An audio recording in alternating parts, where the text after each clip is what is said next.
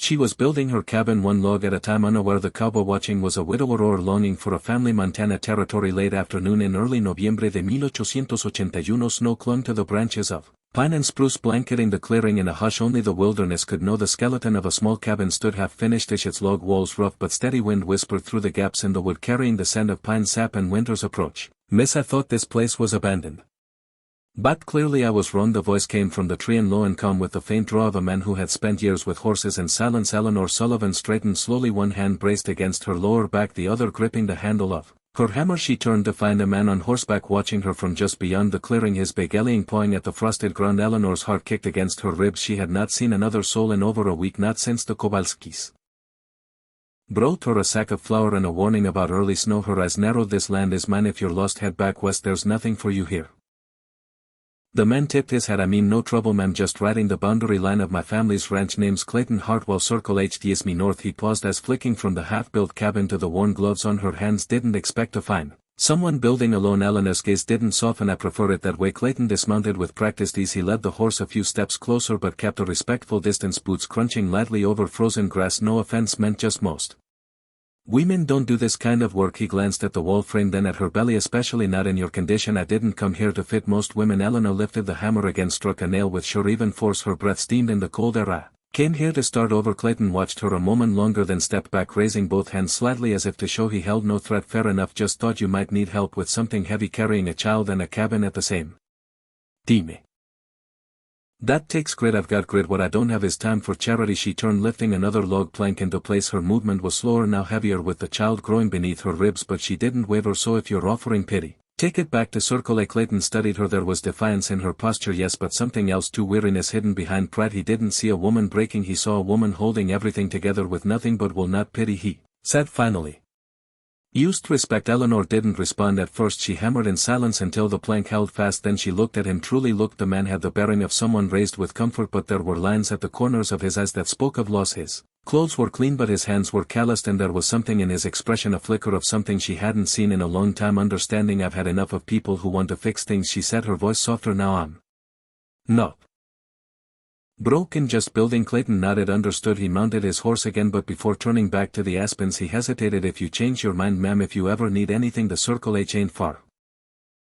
Eleanor didn't answer. She watched as he rode off, disappearing between the trees. Only when he was gone did she lean against the half-built wall and exhale. The child inside her stirred, a soft flutter low in her belly. She pressed a hand to it as still on the place where he'd vanished. That's not the kind of man who passes through by accident, she murmured, and though she wouldn't admit it aloud, her heart had stirred too, not with fear, with something that frightened her more, hope. 3 days later the morning sun hung low, casting long shadows across the frozen prairie. Eleanor stood at the base of her half-finished cabin, a plank of rough-hewn pine balanced awkwardly against her shoulder. Her lower back throbbed with every breath, her fingers stiff from cold and labor. The baby had shifted lower in the past week, bringing with it a new heaviness that made each task feel like a mountain. Still she worked. She had driven the foundation stakes herself, hauled each log from the woods with only a borrowed cart and grit. Her food stores were packed tight in the root cellar, and her chimney now pulled cleanly with smoke, but the walls weren't done and the snow whispered of coming harder days. She set the plank down with a grunt, breath catching as a sharp ache glanced across her side. You're pushing too hard. The voice, deep, familiar, startled her. She spun, heart leaping, only to find Clayton Hartwell standing beside his big bellying at the edge of the clearing. He held a bundle in his arms, wrapped in a checkered cloth. He looked less formal today, no vest, no gloves, just a wool coat, and as that saw too much, Eleanor tightened her grip on the hammer. I didn't ask for company, no, he said gently, but I figured I'd come anyway. He took a slow step forward and placed the bundle atop a stump. My mother sent this tea for nausea and some baby clothes, she knitted, said you'd probably pretend not to need them but send them anyway. She would. Eleanor stared at the bundle, not moving. Clayton glanced at her cabin walls. Coming along, you've done all this yourself. She gave a curt nod, every nail impressive. He looked at her belly, then at her hands, painful too, I imagine. Eleanor folded her arms, bracing herself against the cold end something warmer. She didn't want to feel. Why are you really here, Mr. Hardwell, slumming or just gathering stories to tell your mother? Clayton's gaze didn't flinch. I came because I wanted to, and because I don't like the thought of you working through the pain alone when it doesn't have to be that way. I'm not a charity case. I never said you were. She stepped forward, voice tight. You don't know me, you don't know what I've been through. Men like you offer help like it's some kind of blessing, but it always comes with a price, expectations, judgments. He didn't speak at first, just let her words hang there in the morning frost. Then softly, some people offer help not because they think you're weak but because they admire your strength. Eleanor blinked, caught off guard. Clayton continued quieter. Now I've seen a lot of people fold under less than what you're carrying, but here you are building something real alone with no one watching, no one clapping. That's not weakness, that's rare. She swallowed hard, her mouth dry. I won't stay, he added, gesturing to the bundle. Just thought you could use the tea, and maybe a reminder that not everyone who shows up is looking to fix or claim you. Eleanor looked at the bundle, then at him, the honesty in his voice unsettled her more than any flirtation could have. He meant it. You can leave it there, she said finally. He nodded once, turned and walked back toward his horse. He watched him go, her pulse louder than the wind. When he vanished into the trees, she let out a breath she hadn't realized she'd been holding. She moved to the stump and opened the cloth. Inside were 3 tiny knit garments, soft yellow wool stitched with care, and a tin of tea leaves that smelled faintly of ginger and mint. For the first time since she'd arrived in Montana, something in her chest cracked, not enough to fall apart, just enough to feel. 1 week later the wind had picked up again, slipping through the cracks in the unfinished cabin walls, rattling loose nails like bones. In a sack Eleanor sat beside the hearth, if it could be called that yet, where stones marked the future outline of a fireplace. Her hands were red from handling lumber, her breath clouding in front of her face. Clayton knelt across from her,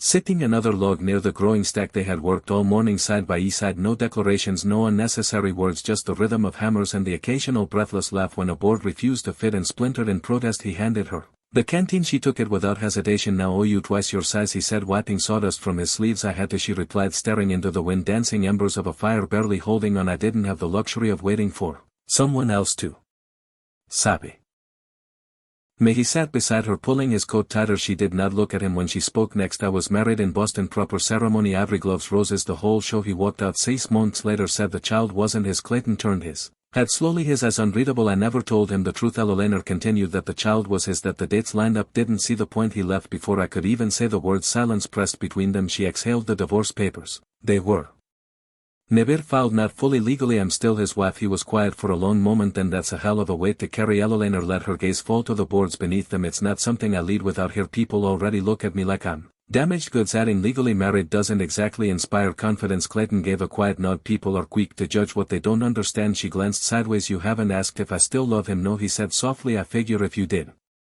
you wouldn't they be here? She blinked once, then twice. Her throat tightened unexpectedly. What about you, she asked, voice barely above the wind. You don't strike me as the type who rides alone just for the peace and quiet. He looked toward the snowy hills. Her name was Sarah, my wife. We married young, too young. Maybe she liked to race horses, took a galleying too fast one morning and broke her neck on the ridge east of our ranch. Eleanor's heart stilled. I found her myself. I was 28. That was 5 winters ago. Since then I ride. I mend fences. I keep to myself, not because I'm afraid to love again, just didn't see the point. She nodded slowly. I'm sorry. So am I, he said, but I'm still here, and so are you. The wind howled outside, snow spiraling in bursts across the cabin's open doorway. They worked a few hours more. He chiseled boards for the roof frame while she measured lengths for the door. Their movements found a kind of harmony neither of them commented on, as if speaking it would break the spell. When the sun dipped behind the peaks, casting long violet shadows across the valley, they sat again, this time on the half-finished porch. Eleanor wrapped her shawl around her belly, her gloved hands trembling slightly from exertion. Clayton offered his coat. She refused it, but after a beat she said quietly, it feels safer to do everything alone, but maybe it's just lonelier.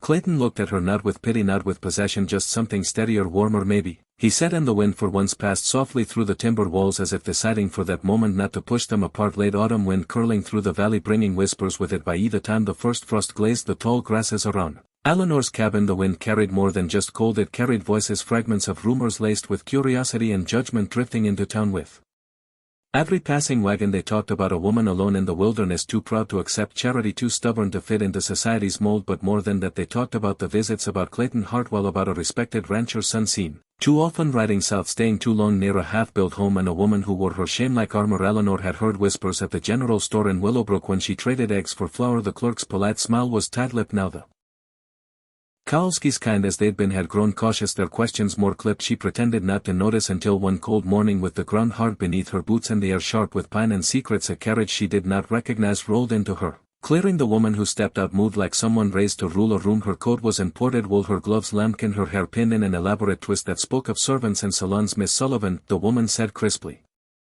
adjusting her skirt as she surveyed the modest porch, I am Victoria Morrison. I imagine my name has reached you, if not formally. Eleanor did not speak at first. She straightened, placing her hand instinctively over her swelling belly. I know of you, she replied, voice calm. Victoria's gaze swept over the cabin, the sawdust, the unpainted walls, then it settled on Eleanor. Then I will be brief. This arrangement, whatever it is between you and Mr. Hartwell, needs to end. Eleanor lifted her chin. There Is no arrangement then end the association he visits often people talk his family name is being dragged through every parlor in Willowbrook and beyond I never asked him to come but you never sent him away either did you Victoria's smile was tight brittle you let him stay you let him help and now my fiancé is hesitating to set a wedding date while the town wonders if he's fathering another man's child. Eleanor's heart pounded but her voice held steady he a free man Miss Morrison I have not seduced him nor do I seek his name or fortune no just his attention his time his reputation Victoria stepped forward you think I am heartless that I do not understand hardship but I do what I do not accept is allowing a scandal to blossom in plain sight while good men lose their standing because of misplaced chivalry Eleanor felt her nails dig into her palms I built this cabin alone, she said split my own firewood sewed clothes for a child who will never know the comfort of legitimacy I've asked nothing of your fiancé but kindness I've kept to myself not enough Victoria snapped because your presence still haunts him and your silence lets the world imagine.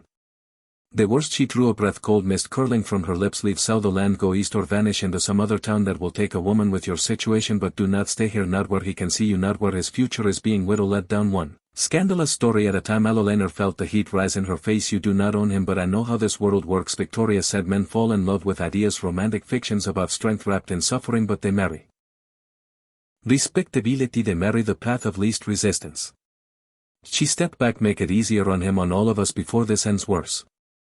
When the carriage wheels vanished into the forest and the silence returned Eleanor stood unmoving the cold bit through her shawl her breath came ragged later she would sweep the porch restack the logs Clayton had chopped last week she would boil tea and feel the baby kick beneath her ribs but for now she stood on that porch her body aching and her heart heavier than any lumber beam she'd lifted she looked out into the wild that had become her only refuge then she whispered to no one am I destroying the only good man who ever looked at me without pity?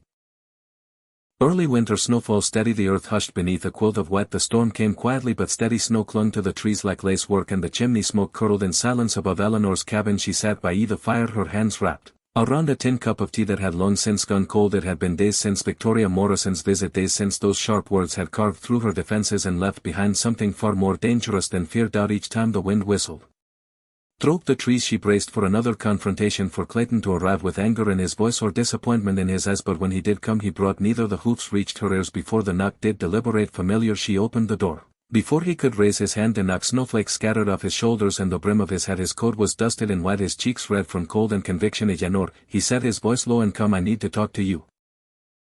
She stepped aside you should not be here. I should be exactly here. He answered stepping inside the fire flickered against his features as he removed his gloves his movements were different now no hesitation no polite uncertainty just resolve she stood near the hearth arms folded over her belly as if trying to shield both herself and the laugh inside from what was coming I went home he began and told my father the engagements off I told him I would not marry Victoria Morrison that I would not be shamed into building a life I do not believe in.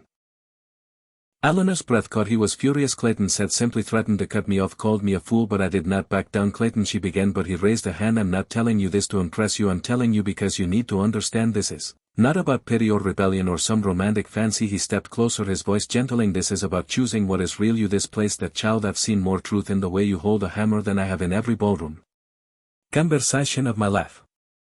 Eleanor blinked her throat tightening you cannot throw your future away on a scandal, she whispered I'm not throwing anything away, he replied I'm building something new. A long silence filled the space between them only the fire cracked softly in the hearth Eleanor turned her face to the flames her hands trembled there is something you don't know, she said her voice barely above breath something I should have told you from the beginning.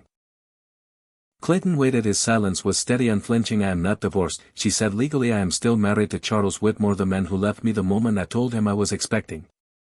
Clayton's brow furrowed but he said nothing I thought it was over I left Boston with papers and signed believing he would file them but no document ever arrived no final decree and I didn't have the strength to chase it down I just wanted to disappear she turned toward him now eyes shining with guilt and something that looked like shame I am not a widow I am not free I am someone else's wife at least in the eyes of the law and you deserve to know that before you throw your life into ruin for someone who cannot give you anything in return. The words hung in the air like frost sharp and glinting Clayton stepped forward until he stood directly before her then without hesitation he reached out and took her hands rough calloused hands that had built a home from nothing you think this changes how I feel? He said softly she tried to pull back but he held fast gentle and firm it only makes me want to fight harder for you her breath hitched I have seen what you've endured I know the cost you've paid and I see you still choosing to stand still choosing to build. That does not make you a burden that makes you braver than anyone I know I can't offer you anything she whispered not a name not a proper future just this snow and silence and a child that's not even born yet you offered me the truth. Clayton said you offered me something real that's more than I ever had with anyone else. She looked up at him now, truly looked, and what she saw was not pity, not charity, it was love. The fire crackled behind them as the wind sighed against the cabin walls, and, for the first time since the world had turned against her, Eleanor felt the weight in her chest begin to shift. Not gun but shared. Clayton's hand never left hers, and neither did his promise. Deep winter wine stirring the pines, moonlight silvering the snow-covered clearing. The cabin stood like a defiant heartbeat in the wilderness, framed by bare trees and the distant hush of wolves. Inside, Eleanor Sullivan sat at her work, her hands wrapped around the carved cradle's rail, heart pounding with something she could not name, not fear, not joy, something in between. A breath held too long. Clayton stood near the hearth, his shadow stretching toward her like an unspoken promise. You should not have come back, she said quietly. He didn't move. Why?